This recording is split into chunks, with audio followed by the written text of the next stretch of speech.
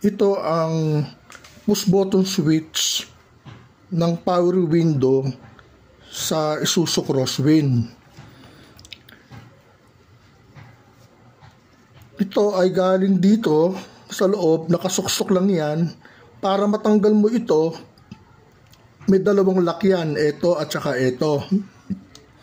Kailangan sikwatin mo dito ng kapraso, sa ganon aangat to, mahuhugot mo na itong pinaka-switch niya dito sa kinalalagyan niya. Itong sa ibabaw na ito, nag-i-slide yan. Nag-i-slide na up or down. May slide na ganun yan. Para matanggal mo itong takip na yan, may 4 na lock yan sa gilid. Ito, at saka ito. Nasa gilid lang yan. Sisikwatin mo dito, sikwat, as matatanggal mo na to. Ingatan mo lang na pagtatanggal kasi meron tong mga bulitas. Dalawa ang bulitas niyan. Yan. Tsaka ito pa isa. Tapos ito, yung pinaka switch niya. Dalawa din. Tandaan mo lang yung pagkakabit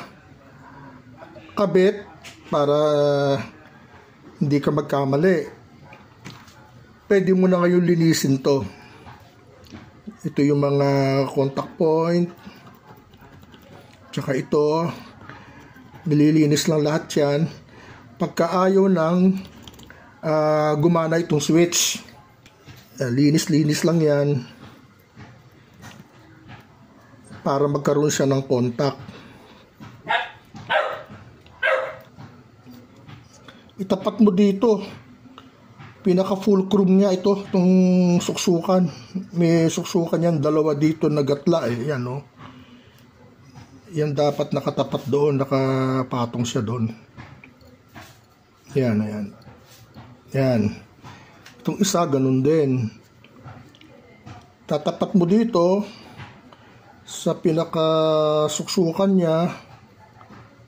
Makikita mo naman may ano yan eh, gatla na nakasuot siya, yan.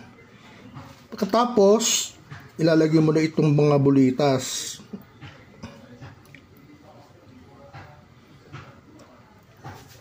Okay. Tsaka natin ipapasok ito. May spring yan na maliliit. Ayan, 2 spring yan. Kaya pag ingatan mo din, baka mawala.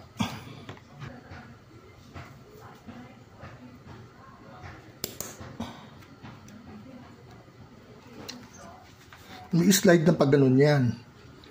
Slide yan doon. Yan. Yan, up. Kabila naman, down.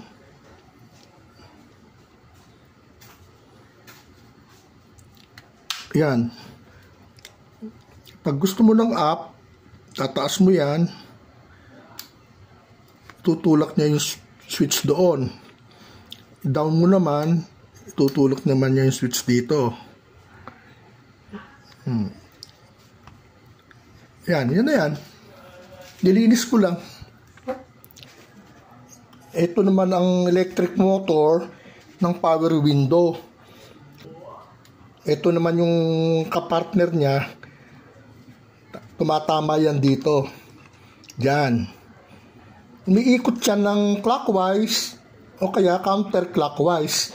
Depende yan sa kung gusto mo up or down.